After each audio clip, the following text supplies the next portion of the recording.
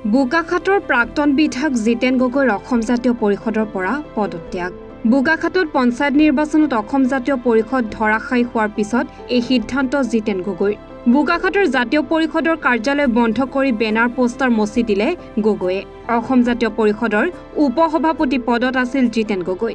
উল্লেখ্য যে যোৱা বছৰ অসম জাতীয় পৰিষদত যোগদান কৰিছিল জিতেন গগৈয়ে। আচলতে জাতীয় পৰিষদৰ পৰা অব্যাহতি বুলি নহয়, অব্যাহতিয়ে বুলি ক'ব লাগিব। জাতীয় পৰিষদৰ পৰা একেবাৰে সম্পূৰ্ণ মই ওলাই আহিলোঁ। এইটো কাৰণেই যিহেতু জাতীয় পৰিষদৰ জৰিয়তে জাতীয়তাবাদৰ ভেটি সুদৃঢ় কৰাৰ যি পৰিকল্পনা আছিল, কিন্তু সেই পৰিকল্পনাত মই ব্যৰ্থ হ'লোঁ। কাৰণ জনাদেশ মই নাপালোঁ জাতীয় পৰিষদৰ জৰিয়তে।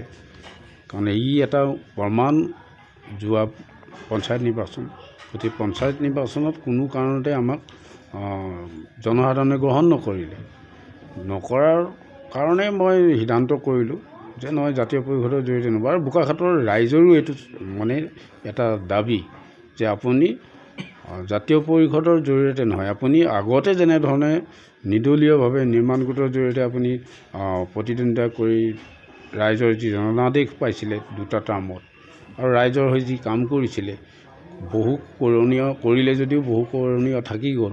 গতিকে সেইখিনি কৰিব লাগিব। গতিকে আপুনি জাতীয় পৰিষদ বুলি নহয়, কোনো ৰাজনৈতিক দলৰ চোলা পিন্ধি আপুনি কিন্তু বোকাখাটৰ উন্নয়ন কৰিব নোৱাৰে। সেইকাৰণে আপুনি জাতীয়তাবাদী চিন্তাধাৰাৰ মানুহ হিচাপে আপুনি প্ৰকৃত জাতীয়তাবাদ কৰি আছে বুলি আমি উপলব্ধি কৰোঁ। কাৰণ বোকাখাটৰ বাহিৰে জিতেন গগৈয়ে আজিলৈকে বেলেগৰ অসমখনৰ কথা চিন্তা কৰাও নাই, নকৰোঁ।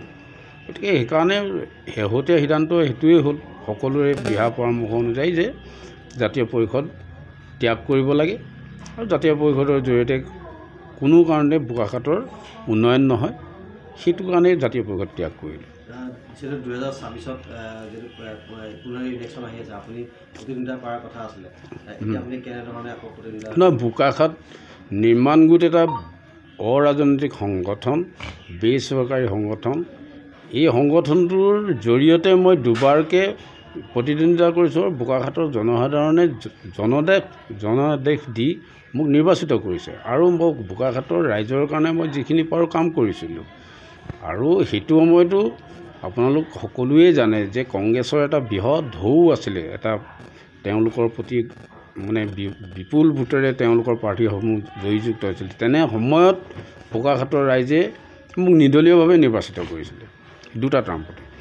গতিকে এতিয়াও ৰাইজৰ সেইটোৱেই দাবী যে আপুনি ওলাই আহক, ৰাজনৈতিক দলৰ চোলা পিন্ধি নহয়, অৰাজনৈতিকভাৱে আহক। আমি সকলো আছোঁ, বোকাখাটবাসী হিচাপে আছোঁ। আপুনি বোকাখাটৰ প্ৰতিনিধিত্ব কৰিবলৈ হ'লে আপুনি বোকাখাটৰ প্ৰতিনিধি হ'ব লাগিব, তেতিয়াহে বোকাখাটৰ উন্নয়ন হ'ব বা বোকাখাটৰ কাৰণে কাম কৰিব পাৰিব। সেইকাৰণে আচলতে বিভিন্ন কথা বতৰাৰ কাৰণে মই ওলাবলগীয়া হ'ল। কাৰণ আপোনালোকে জানে মই দুটা টাৰ্মত যেতিয়া বিধায়ক হৈ আছিলোঁ, যিখিনি পাৰিলোঁ কৰিলোঁ, নোৱাৰা সময়ছোৱাত নথকা সময়ছোৱাত মই যি পাৰোঁ মই কৰি আছোঁ ব্যক্তিগতভাৱে আজিৰ তাৰিখতো। কিন্তু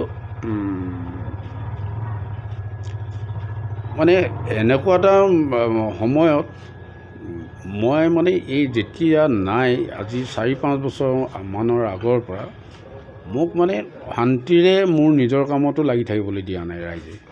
বিভিন্ন স্থানৰ পৰা মোৰ যিসকল শুভাকাংক্ষী আছে বা নিৰ্মাণ গোটত যিসকল আমাৰ কৰ্মকৰ্তা আছিল, শুভাকাংক্ষী আছিল, সকলোৰে এটাই কথা, গৈ মোক কৰ্মস্থলীত মোৰ নিজৰ কৰ্মটো মই মনোনিৱেশ কৰিব নোৱাৰা হ'লোঁ।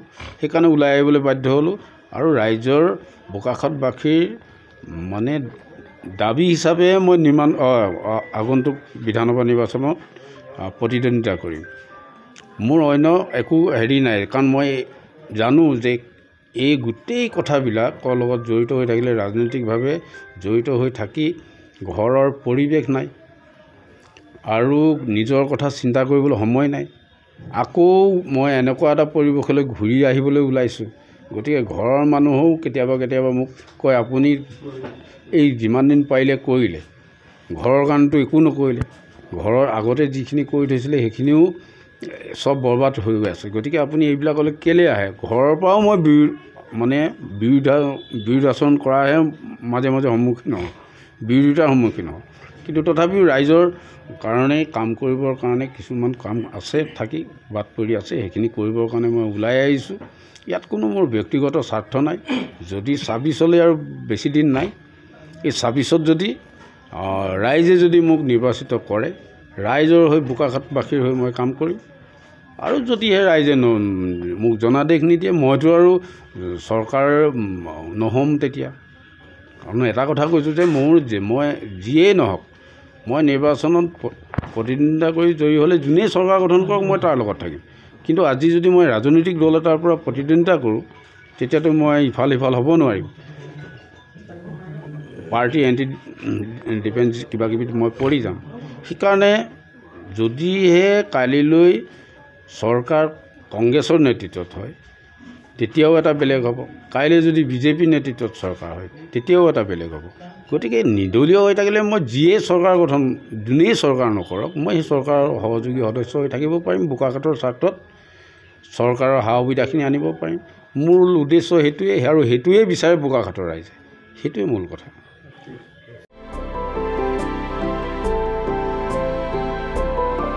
বোকাখাটৰ পৰা সন্দীপ পানিকাৰ ৰিপৰ্ট এনি ভাৰত 24